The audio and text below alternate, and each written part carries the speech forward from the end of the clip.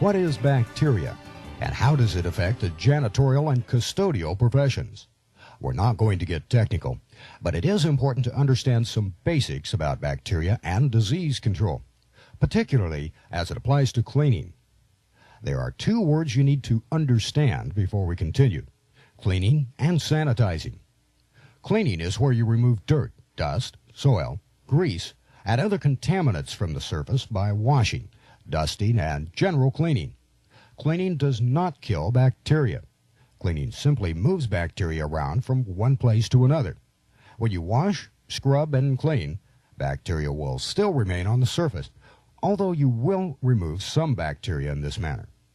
To kill bacteria, you must heat it above 180 degrees or higher, or you must use a chemical sanitizer.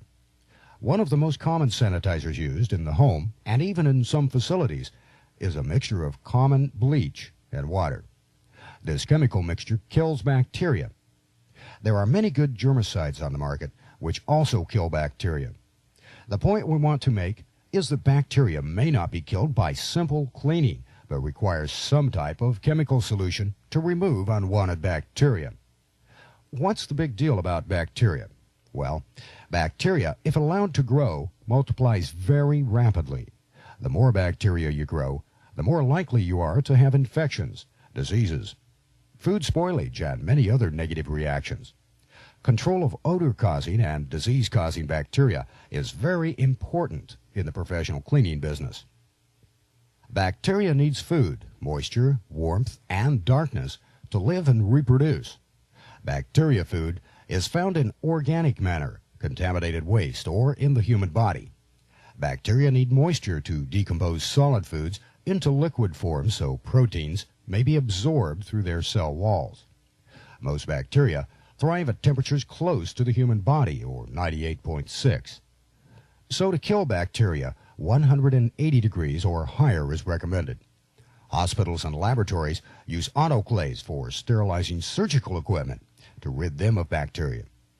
Darkness favors the development of bacteria as they become very active and multiply rapidly in warm, dark areas.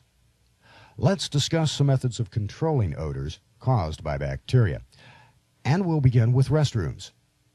Before you can kill bacteria, the first step is to clean. Clean by removing dirt and other contaminants by washing, scrubbing, and cleaning. After the area is clean, a disinfectant or germicide can be applied to kill the bacteria. Don't forget the corners and the hard-to-get-to places. If all you're doing is relying upon chemical odor or air fresheners to remove the odor, forget it. The odor and bacteria is still there. The air freshener simply overwhelms the bacteria odor, but it's still there. Cleaning and sanitizing are the only way to remove the odors. Infections are also quite common, particularly in hospitals, convalescent homes, and other similar areas. Hands and clothing are common carriers of disease-producing germs and bacteria if proper sanitation and protective measures are not used. Contamination of toilet seats, water fountains, bar soap, and other personal contact can be potential carriers of a variety of dangerous infections. You've all heard about AIDS being transmitted by body fluids, such as blood, saliva, semen, but there are many other hazards of contamination: hepatitis, tuberculosis, and so on. So protect yourself from contact with skin fluids through the use of gloves and other protective clothing. Sneezing can also transmit disease-carrying and causing bacteria. This type of bacteria often settles on floors, furniture, and other growth material. Cleaning and sanitizing is absolutely critical in the prevention of such diseases and infections. Bacteria can travel through the atmosphere by way of lint or dust particles. They can be spread through an entire building by the improper use of cleaning techniques, such as sweeping, floor polishing, or even damp mopping. Dirty air ducts and air conditioning systems also spread disease and bacteria. Cleaning and sanitizing are the ways to reduce the risks.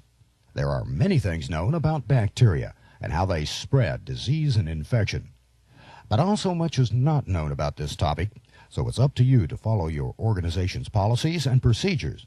Wear protective clothing when it's required, and certainly to perform your job to the best of your ability, cutting corners or leaving small areas until next time can lead to some potentially hazardous conditions.